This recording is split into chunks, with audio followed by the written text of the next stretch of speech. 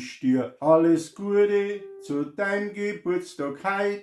Für die Einladung am Freitag hab ich mich natürlich sakrisch gefreut.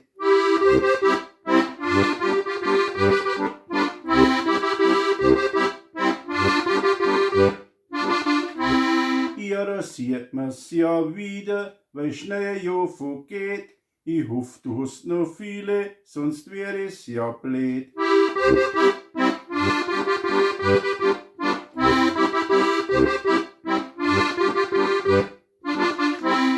Vor einem Jahr hast du geheiratet, an Robby, dein Mo.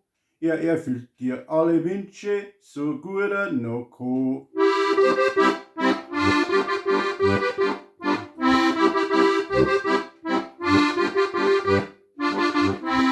Viele Urlaube unternimmt er mit dir umeinander, egal ob ins Ausland oder Wellness im Inland.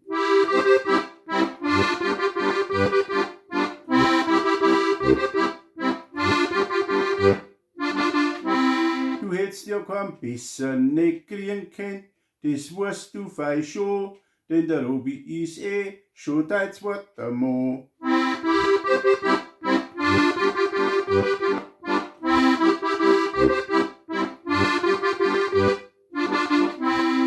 Mit deiner Chefin hast du auch so manches gefreut, sie zahlt dir zu wenig Lohn, sag ja, das tut mir fein nicht.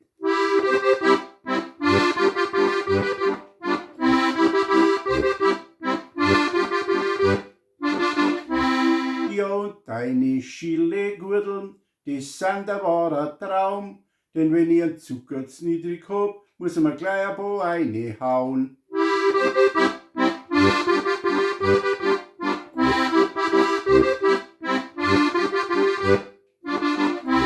Jetzt höre ich wieder auf, die Gstanzel sind gar, ich wünsch dir noch alles Gute für die weiteren paar Jahre.